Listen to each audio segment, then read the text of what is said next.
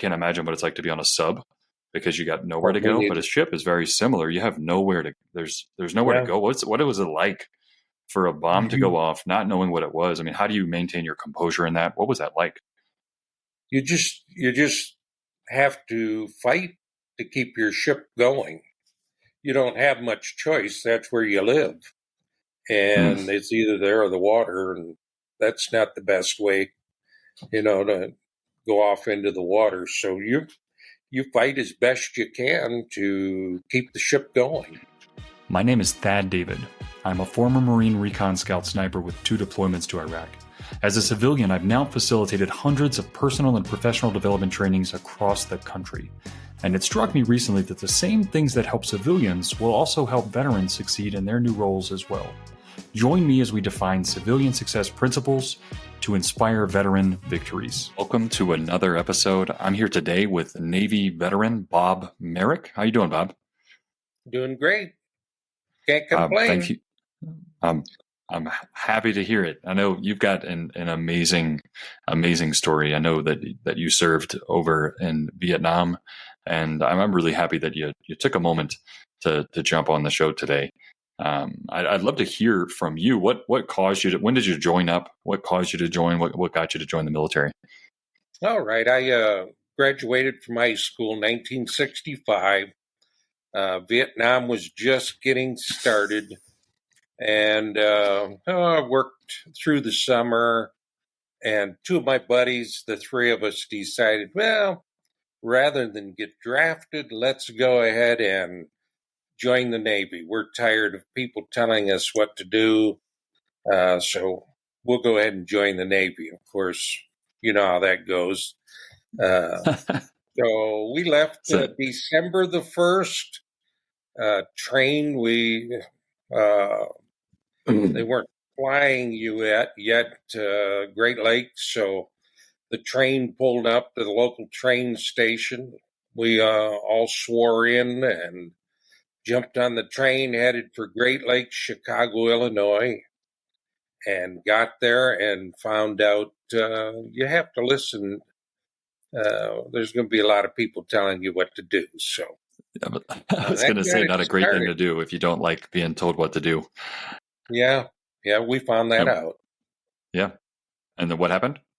So we got to Great Lakes, and of course, a lot of hollering and everything. And I think they started right away. We went into a huge room, everybody there. You had to take off all your clothes. Everything went in a box, and you put your home address on it, shipped everything home, and then they started issuing clothes. So we got the clothes, stencil your name and your serial number all on it, and that got the day started. So that was the start of my Navy experience. So okay, so you and 2 buddies joined up. You didn't want to be told what to do, so you joined the Navy, and that's there's some irony in that. And then you joined up just because you didn't want to be drafted, and you said, you know what, let's just sign up, let's do it. That makes sense. Right. I can't imagine what it was like to be in that time period where the possibility of being drafted. I mean, how was that experience? Just knowing that you might get drafted. There was others getting drafted, 2 years in the Army, and you'd go in, strong chance of just being ground pounders, and didn't want that. Wanted to learn a trade, wanted to learn, something. I had a cousin in the Navy already. He was in the submarines, and so I seen a taste of the Navy life, so I thought, well, that would be pretty good. So went to boot camp, spent Christmas, our first Christmas away, still at boot camp. Nothing changed, just woke up Christmas morning, all the heat pipes were frozen, closed. It was below zero, even in the barracks. So it wasn't a good Christmas. So I'd like to think some drill instructors probably it wasn't broken. They just turned it off just to say Merry Christmas. You had a cold morning. One of the crazy things is we had to wash our own clothes, scrub brush, soap powder, hang stuff outside, which didn't make much sense. It all froze. And then we could move it inside to inside drying room. And of course, we had to tie everything up. Everything had to be a special knot, and all those little tie things come into play as time went on, and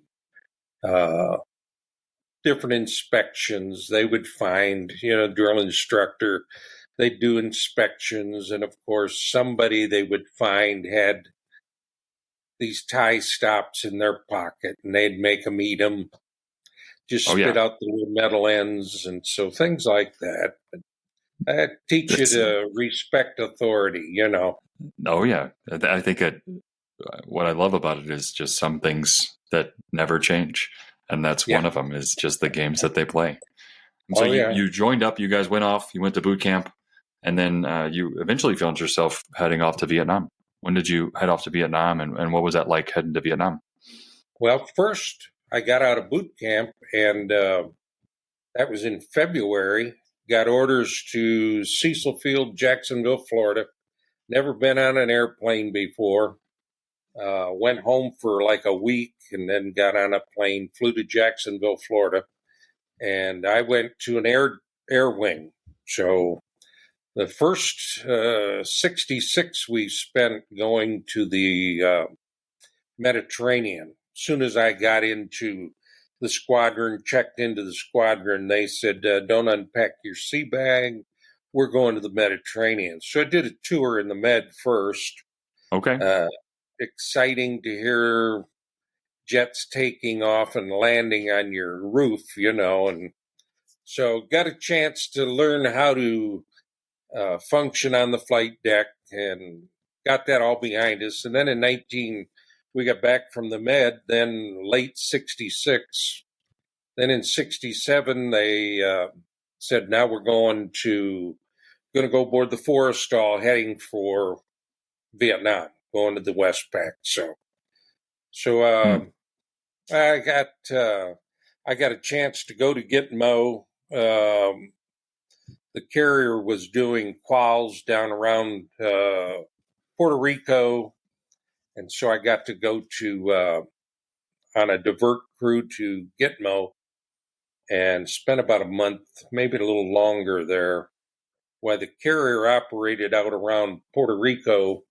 If a plane couldn't land, if you had a pilot that couldn't land, they sent him to divert crew. And if there was something wrong with the plane, we fixed it, got him back out.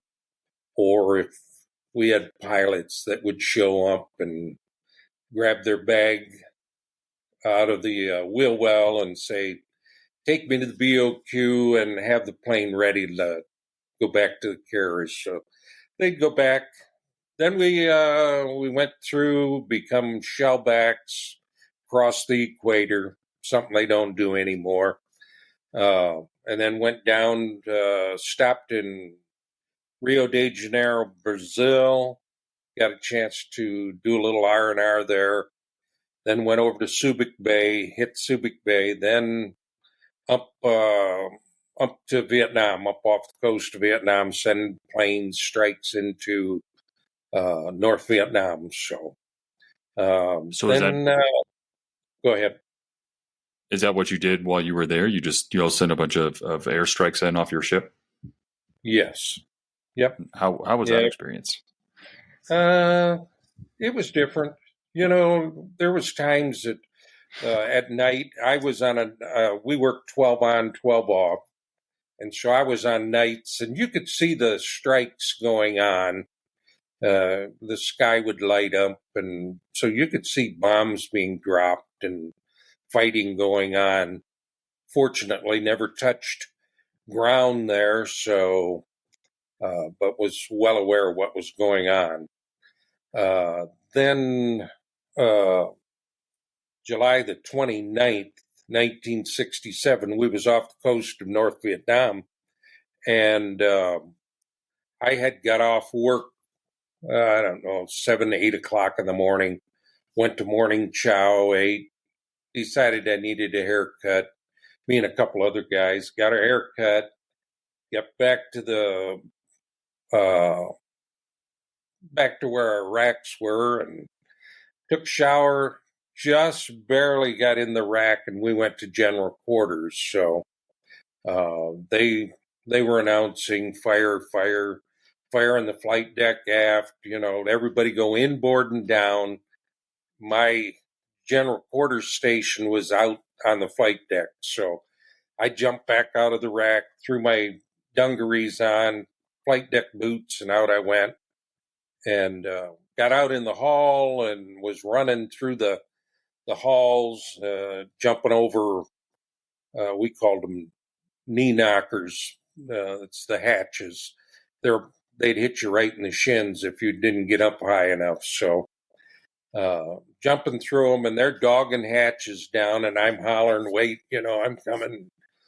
Trying to get out, and then the first bomb went off, and things. Yeah, it's something to see what a 1,000-pound bomb would do with a carrier, and so it, shook the carrier pretty good. And So you had so a I 1,000-pound bomb hit your carrier? come right on the flight deck. Yeah, went Mm. off. Of course, our thoughts are, as we've been attacked, we don't know what's going on. Everything's bombs are going off. There's all kinds of fire, and so I decided I'd listen to what they were directing, go inboard and down instead of go out. I thought, I can't do anything on the flight deck anyhow. I don't have no weapons or anything. So I went to I was an aviation electrician, so I went to my shop. And that was off Hangar Bay 1. Went into the shop, and guys were gathering. That was our general quarters station. And the guys that were on the flight deck that worked out of our shop, one of the guys came down, Al Campew came down. He didn't have a shirt on. We said, what happened to your flight deck jersey and all? And he said, I seen a guy on fire. He wrapped him up in his shirt. He had shrapnel wounds all over him. Chief told him to go to sick bay and get his wounds tended. So then all of a sudden they came and told us everybody has to go to the hangar bay, get out in the hangar bay. So we went out there, jettisoned bombs. There was all kind of ammunition in the hangar bay. So they jettisoned all that. I can remember they had us pushing planes. They thought we would push them to there's big elevators there. And so we were going to push it onto the elevator, have the elevator take it up to the flight deck. And as we pushed the plane, nobody was riding, nobody was in the cockpit to ride the brakes or anything. We pushed it right out into the ocean, so no way The to plane. stop it. So Yeah. it just went right out into the ocean. Yeah. All just while bombs are going off, a plane just got pushed into the ocean. Yeah, that all the bombs that was there that was to be taken to the flight deck was being thrown over. We didn't know what was going on, so. Why were they getting thrown over? Was it to protect us? okay? Everybody said, got to jettison all of it, throw it all over the side because we don't want it going up. We don't know what's going on. So fog phone stations are going off. Everything's, going up. They've got, on a carrier, there's 3 hangar bays, and there's watertight doors that block them off. And so they were all shut. Word was there was fire in Hangar Bay 3, heavy smoke in Hangar Bay 2. The only safe spot was where we were at, Hangar Bay 1. And so all of a sudden, some officer come up and said, come with me, I got a work party. And so we grabbed, there was I think there were 5 or 6 foot squares of armor plating. And we had a tow tractor, and they're kind of flat on the back. So we piled all these armor plating on this tow tractor, drove it over to the elevator, got on the elevator up to the flight deck. Of course, you're thinking, this might not be a smart idea, but anyways, that's what we did. Up to the flight deck. They had a makeshift morgue there. They had a number of bodies laying there. And of course, you don't want to look because you're afraid you're going to see somebody you know. So you kind of keep your eyes off of the stack of bodies. We lost 134 bodies or people were killed. So I think there was 9 or 10 that I knew that is this? I'm sorry. Died in that fire. 9 or 10 died in that fire that I personally knew. So if you don't mind, just because you're up on the flight deck right now, are there bombs still going off all around you? Oh yeah, are there still bombs going off? Yeah. Or are they just hitting the water, hitting the ship? Yeah, and the problem with that is that as these planes are burning on the aft end of the ship, the planes are on fire, and they're loaded with their cannons, so the cannons are firing. They're shooting all over the place, so everything's cooking off. So you got nowhere to go.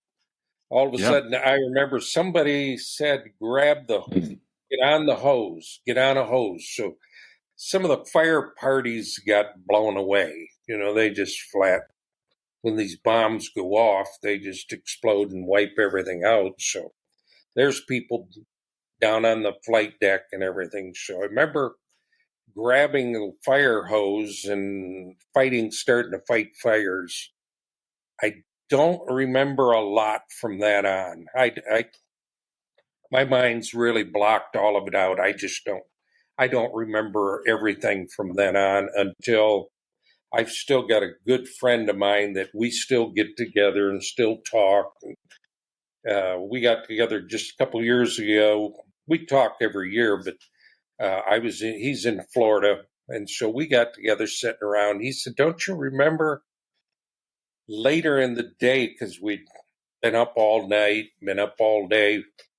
And he said, we sat on the bow sharing sea rats. They brought out the sea rations, and that's all we had to eat. So we sit there reminiscing. Then the fires were pretty much controlled on the flight deck. There were still fires going on below deck. So that's one of the main things that's happened. The 1,000-pound bombs blew big holes in the flight deck. There is a couple books that have been written about the fire. And then they also show the fire because it's all being recorded. Everything's being recorded because they were loaded, ready to launch for a strike. And so they show these videos to boot camp now. I think it's been that way for years. So everybody that goes through Navy boot camp now sees them videos. It's how not to fight a fire, basically. Okay. You got fog foam stations going off. Fog foam would have covered the fire, but we also had seawater hoses, so we're blowing seawater on the fires, washing the fog foam away. And just for anybody that doesn't know, what is fog foam? Fog foam is a type of foam that smothers a fire. Okay. It just smothers it so it can't get air. Okay. Water kind of disperses fire and cools it down. But fog foam is designed to smother it, which would have been better. But we didn't know. We hadn't had any shipboard firefighting training. And there was firefighting parties that were well trained, but they were the first ones on the scene, and a lot of them were killed. So, Did you, during this, where these bombs are going off, I know you said that kind of there was a point where you don't remember much afterwards, but where were they coming from? Was it airplanes dropping them? Was it artillery? Where no, were these coming from?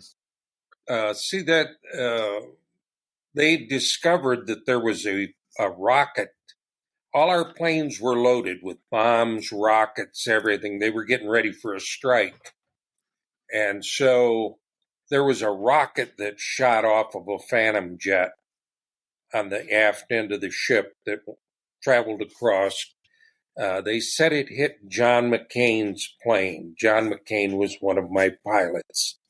It hit his On your ship? plane. Yes. Yep. Hit his plane, and they'd taken on some munitions, and word was is these were 1,000-pound bombs, old World War II. They cooked off. Word was by all our ordnance people, these bombs should have just cracked open and burned. I said, if that's cracking open, I never would like to hear them explode, but they actually exploded is what they did. And so the planes were all loaded. They're loaded with ammunition, all the bombs that planned on being dropped, rockets, everything. So, But where were the ones that were dropping on? You said 1,000-pound bomb. It sounds like several bombs were hitting your ship. Where were those coming from? Did y'all have a sense of idea of where those were all coming from? they were coming from our own planes. Our own Oh, really? planes. We didn't get attacked. We didn't know that, of course, until some time later. This was probably weeks later that they observed the cameras. Every launch and recovery gets videoed. It's always being videoed.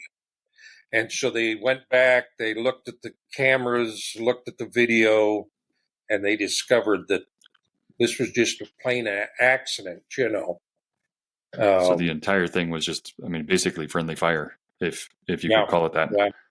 yeah. Just totally an accident. Of course, like I said, we didn't know. Some of the guys I even knew got blown off the ship 90 feet into the water. Talked to them later. They just didn't know what happened. All they knew was destroyers follow the carrier. They're always plane guarding the carrier. So they're there picking up survivors in the water. And a lot of things changed now because of that. Everybody now goes through shipboard firefighting training. Everybody, all the air wing, everything. So something we didn't have. No, well, I think that's how we learn our biggest lessons in hindsight from, but that it makes perfect sense that everybody would need to know how to do that. I'm still trying to wrap my head around, because for me, being in the military, one of the things I liked about being in a recon team was I always felt like if I was in the woods and our team got bogged down somewhere, we could always E&E out and loop back around. And we always had an option to kind of loop around and kind of rechange our course of fire. But being on a ship, and for me, the biggest thing, like I can't imagine what it's like to be on a sub, because you got nowhere to go. But a ship is very similar. You have nowhere to. There's nowhere to go. What was it like for a bomb to go off, not knowing what it was? I mean, how do you maintain your composure in that? What was that like? You just have to fight to keep your ship going. You don't have much choice. That's where you live, and it's either there or the water, and that's not the best way, to go off into the water. So you fight as best you can to keep the ship going. And so, there was a number of bombs that exploded. Some guys slept just below the flight deck. A number of them didn't make it out. They were killed in their bunks. So, a lot of that. The bombs really open up the way the flight deck is designed, really opened it up. I've got a cruise book that shows the damage and all. It really opens it up. I Mm. remember looking down in where one of the bombs had gone off and opened the.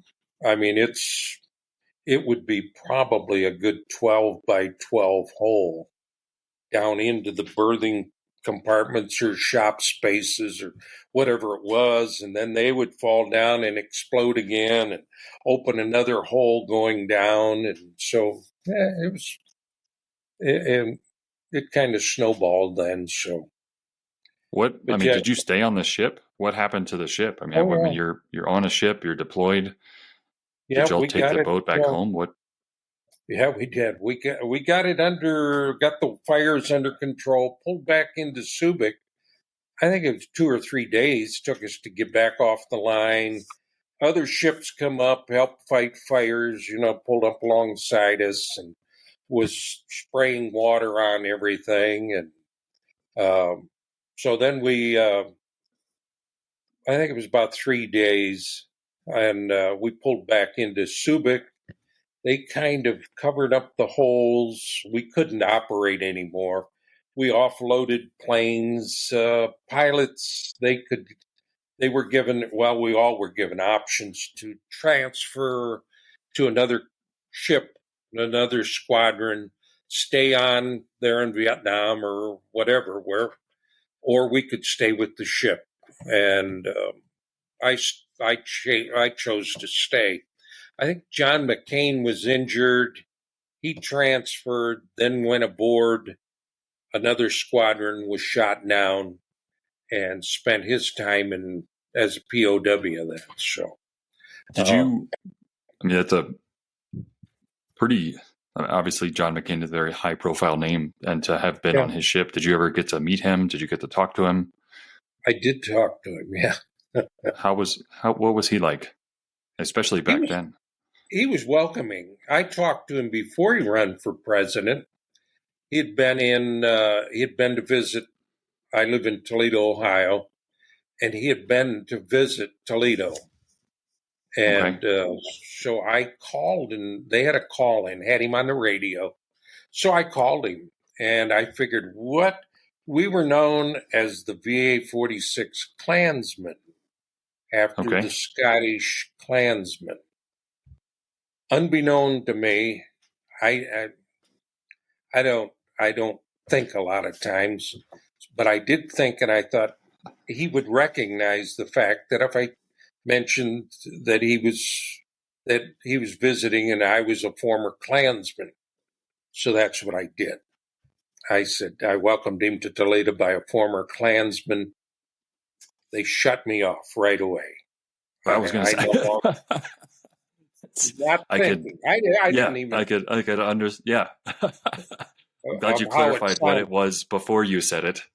Yeah, his handlers quick had him off the air. So, Yeah. but yeah, I did then. Then after he ran for president, he had a presidential meeting here in town. Did go and see him there. So very welcoming. I knew him personally because I strapped him into a plane many times. So, Well, that's what was he like back then? What was he like when you were on the ships together? I mean, his time of service, how did you feel about him?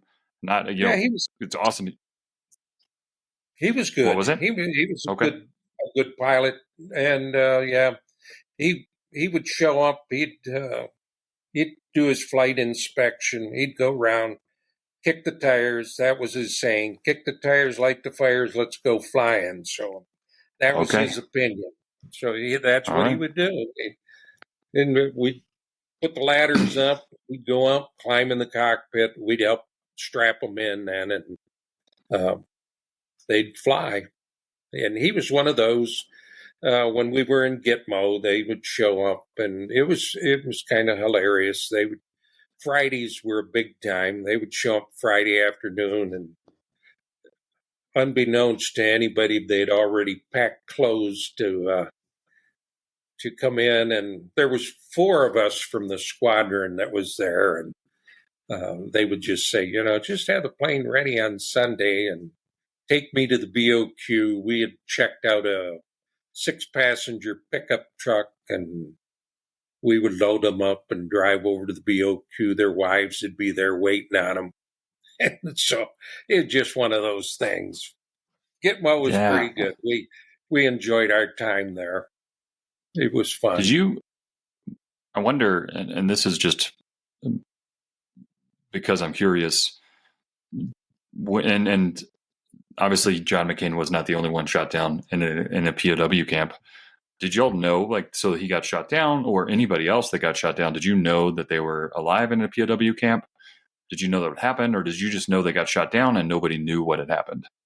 Yeah, we knew because they kept it the Stars and Stripes newspaper. We got the Stars and Stripes, and they would keep up with those things. And then I remember I had got out in 1970 or late. It was just before the end of the year in '69, and I can remember. I think in '72 they released all the prisoners, and I can remember seeing. I'd just gotten married, and I can remember seeing the line of the POWs as they got off the plane. The TV had them on, and I said, "I know that man. I know him."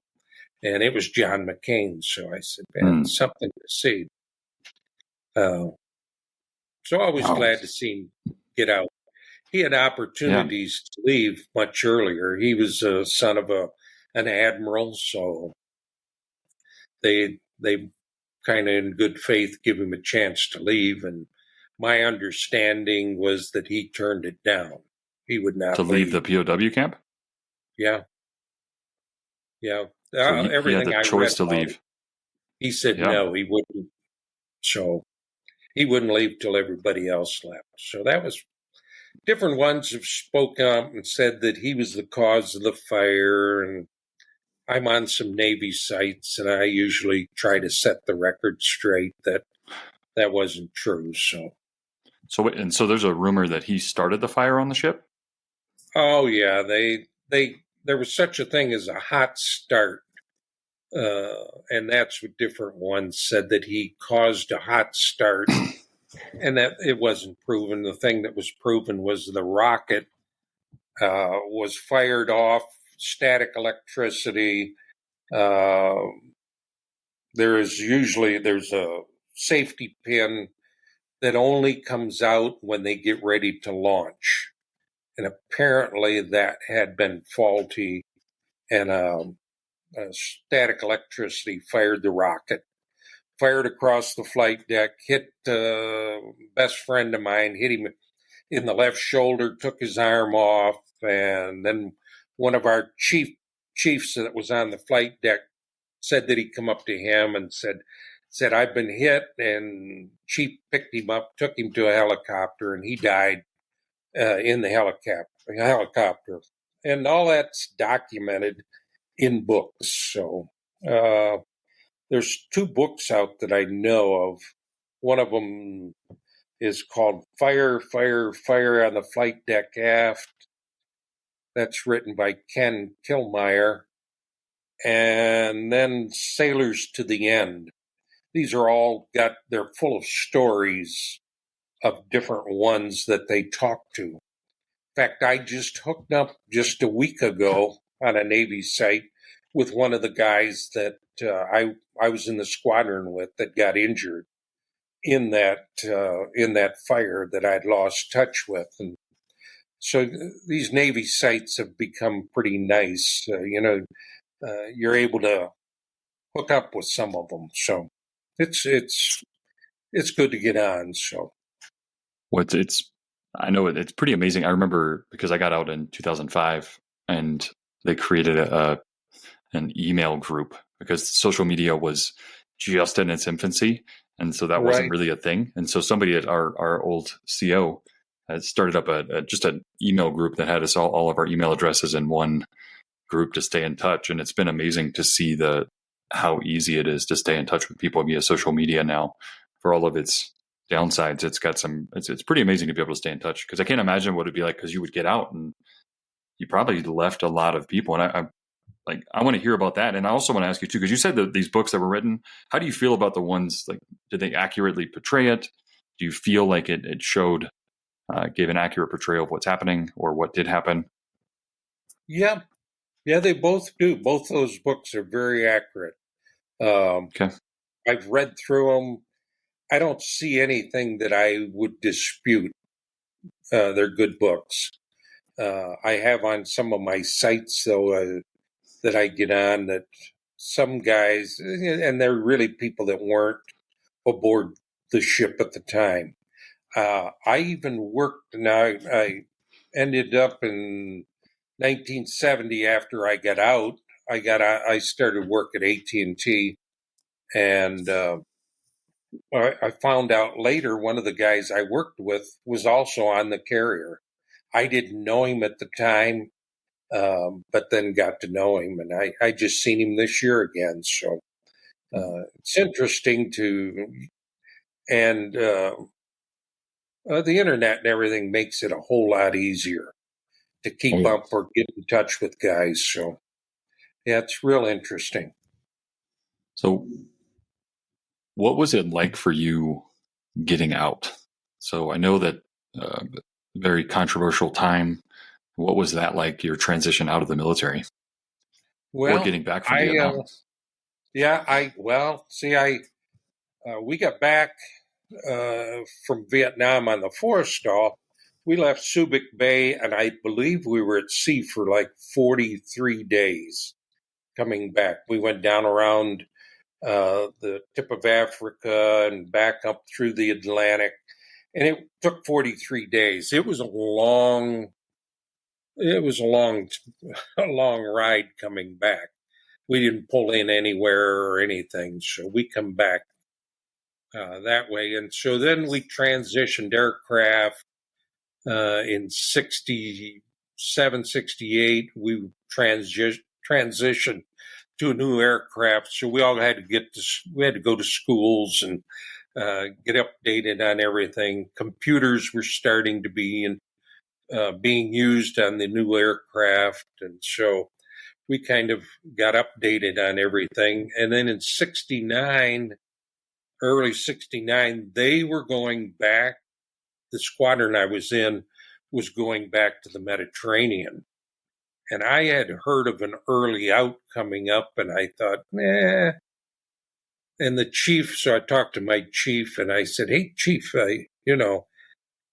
you might want to get rid of me, because I'm going to get out. I'm leaving. I'm not staying. I got plans, and I don't plan on making a career out of the Navy. Uh, so I finally talked him into it. He got me orders to a squadron right in the next hangar from where we're at. And so I got with them, and it wasn't long. They said, we're leaving where we're at. We're going over to Oakland, California, going aboard the old Coral Sea, going back to Vietnam. I said, oh, I might not have made the right move here. So went back. The squadron extended me because to make a whole line period again off the coast of Vietnam, and all that went along with no problem.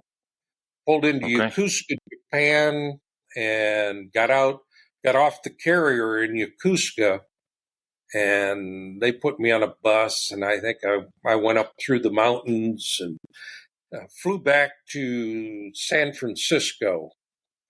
Got back, landed in San Francisco, went to Treasure Island, and they said, we're filled up here. That was like the first week in December when I should have got out, but I got extended. So they said, we don't have no room here. We're filled up. Everybody coming back from Vietnam and all was going to Treasure Island. So they were full. You have to go to your closest receiving station to your home, which back to Great Lakes I go, and it's terribly cold there in December. I wouldn't go No, there but for nothing. yeah, Too no. cold, but I did. Went back there. And I just want to make sure I hear this right. You transferred units to get an early out. Did your unit actually go to the Mediterranean and not go to Vietnam? Your original unit? Yeah. It And went. so if you would have just stayed put, you would have just gone to the Mediterranean. Yeah. And With no problem. And the early out was the early out. They decided was only for ship's company. I was air wing. I was considered a critical rate, and so I didn't get out. What a typical, and I talk about things that never change in the military, and I think that's one consistent thing is that it's just, we make these maneuvers. I had a buddy that re-enlisted and said, I only want to stay in, like, he put it in his orders to stay at Pendleton, and like re-enlisted 2 weeks later, needs of the Marine Corps, and he got moved over to Camp Lejeune, which not as drastic as yours going to Vietnam, but just some things that just never change. Is like you tell the military what you want to do, and they say, "Yep, we'll do it," and then the opposite tends to happen. Now, see, back in boot camp, they ask you what you want to do. Where do you want to go? Well, I said I would love to be in CBs running equipment and stuff, or a riverboat on the riverboats. Well, they chose an air squadron, and it turned out I've told different ones. If you go in the Navy and get in an air squadron. It's because when you're not aboard ship, you're in a land at a naval base, naval air station.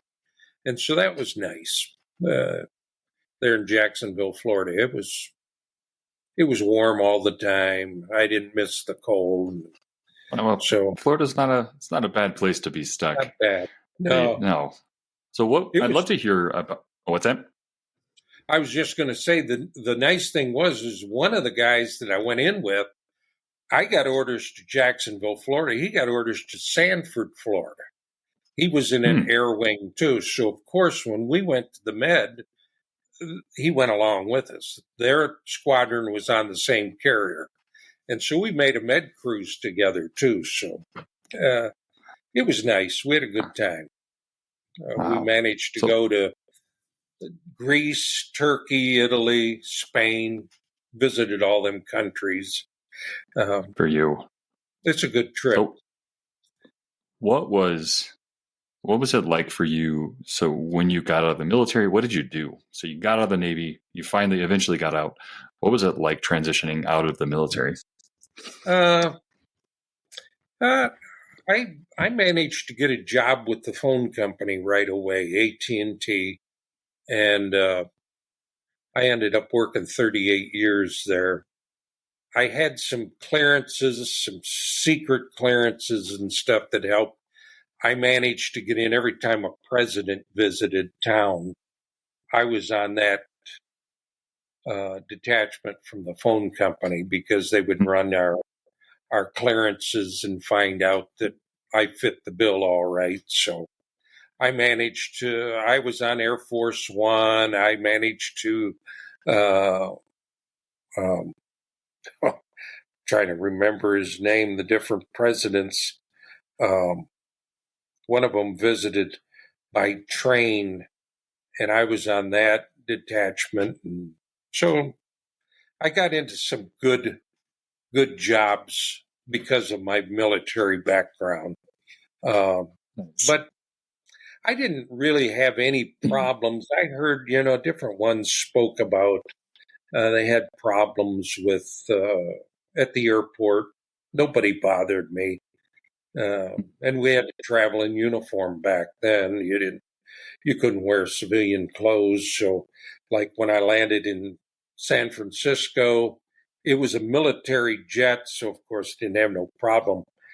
But when we landed in San Francisco, I had to take off again from there, fly to Chicago. So didn't have any trouble in the airport. So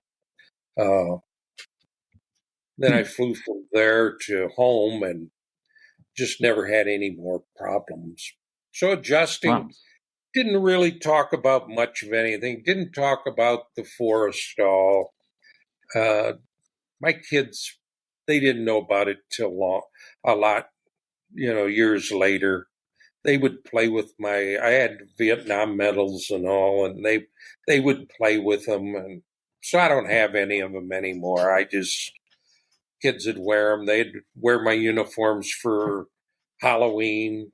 And so just never So really, I ended up working with some guys I didn't know for years that they had been to Vietnam. One of them was a Purple Heart recipient. And so these are things that just about everybody, we just didn't talk about our military experiences. So we just do you went about life. what? And I'm hoping to just connect some dots here, because it seems like with our generation, there's such a big with mine. There's such a big focal point on, like, it seems like they're amplifying struggles of people that went overseas, and I don't like comparing different wars or what people saw, didn't see, because I think everybody, even in a different experience, they all experience it in different ways. Mm-hmm. But why do you think it's so amplified now versus when I talk to your generation, it seems like everybody's just like, yep, I did my thing, got out, went to work, and and it just kind of blows my mind that it's very different than right now. What do you think? Why do you think that's such a big difference? And what was the key to success for you guys? I think we had a draft.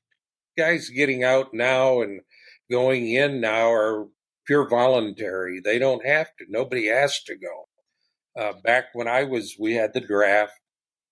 Chances are you were going one way or another. Just depended what you chose to do.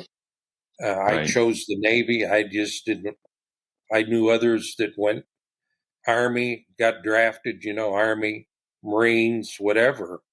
So I chose to go Navy. Just my choice. And so I Yep. think guys today make a choice to make the military their career. They're exposed to a lot. My son-in-law did 2 tours in Iraq and one in Afghanistan. He didn't fare so well. So, What do you mean? well, he's got PTSD. He's 100% disabled.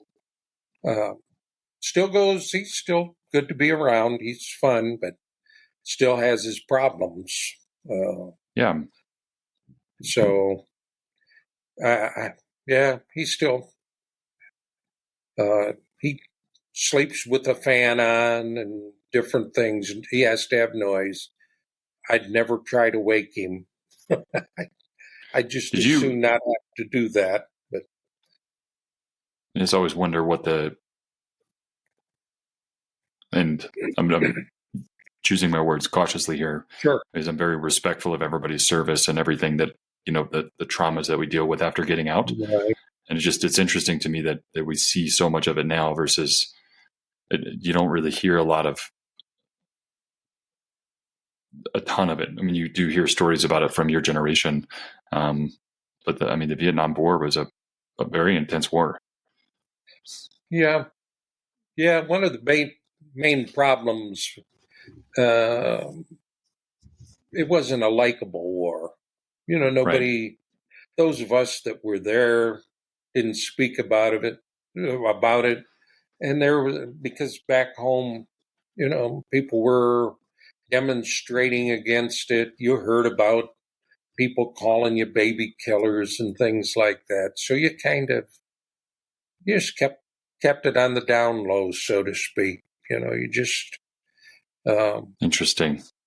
people didn't know about it. Better off. So you Well, I didn't think have to that deal with anybody that maybe didn't care for what you did, but you I did know they what say you had to. that the whole saying that, hard times create easier times and then easier times, and it just kind of flip flops. I think a lot of what we dealt with, because I think everybody is very receptive for us and what we did. And Yeah, I think a lot of it was lessons learned from how your generation got treated to some degree, that, they saw this wasn't okay. It's not okay to treat veterans this way coming back. And I think that people treat us really nicely now because of lessons learned there. And so it's something I've just always been fascinated with, what it was like getting out. So I appreciate you walking us through it and talking about it. I think people even treat us better, the Vietnam vets, because they thank us for our service. They're very receptive to us. And I think that's because of your generation. They've realized that it's needful. After 9/11,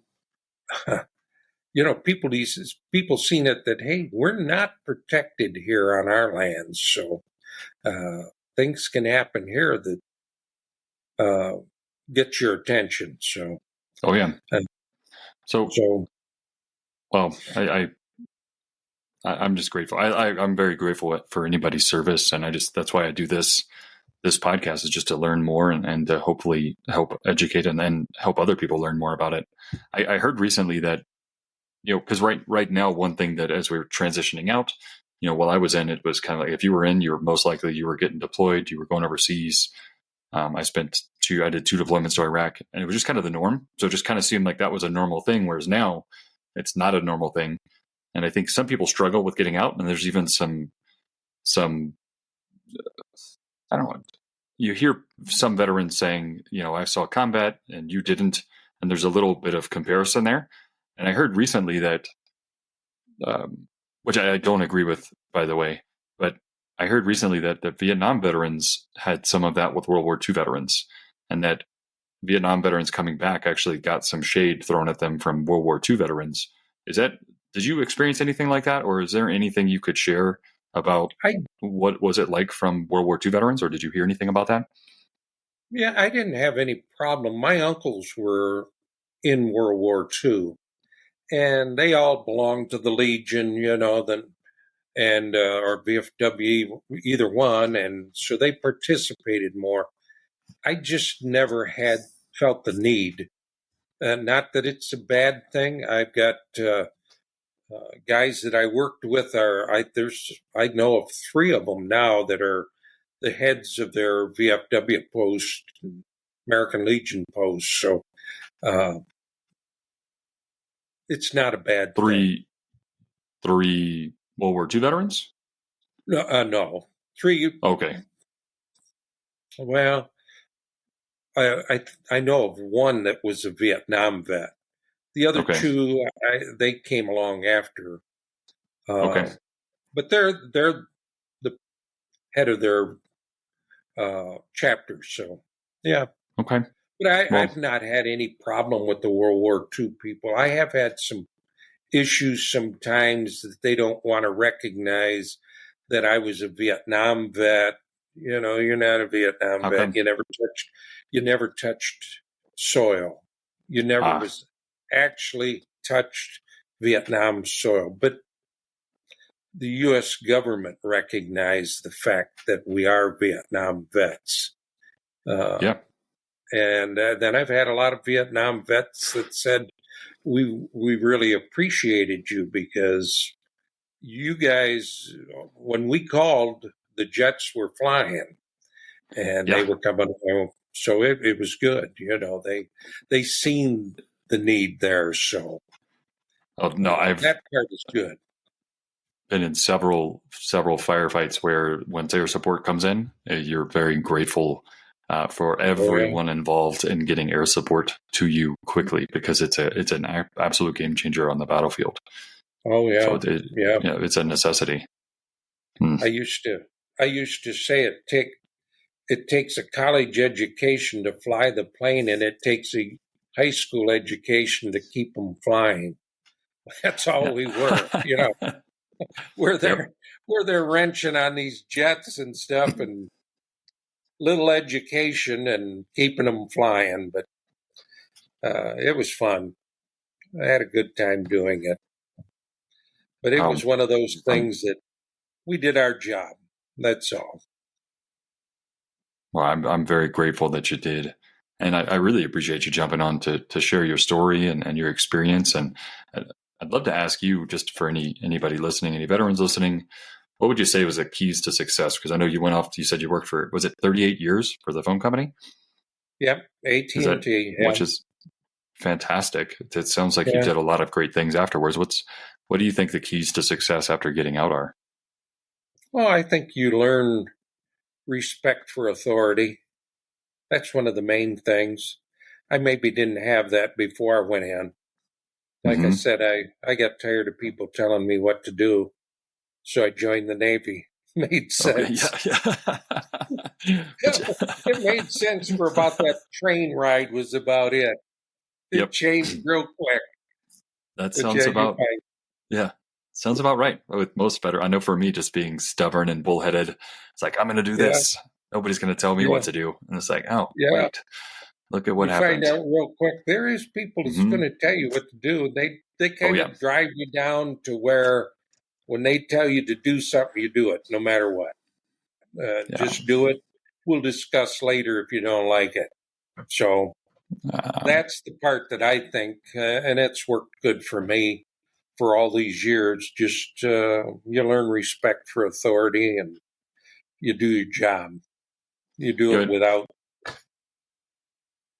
you challenging struggle? people. Did I makes me think of sometimes I hear veterans that struggle with authority that are non-veterans. So getting out, going to the job place, saying that so and so is an undisciplined civilian. Did you notice that, or were you able to transition your respect for authority into the civilian world as well?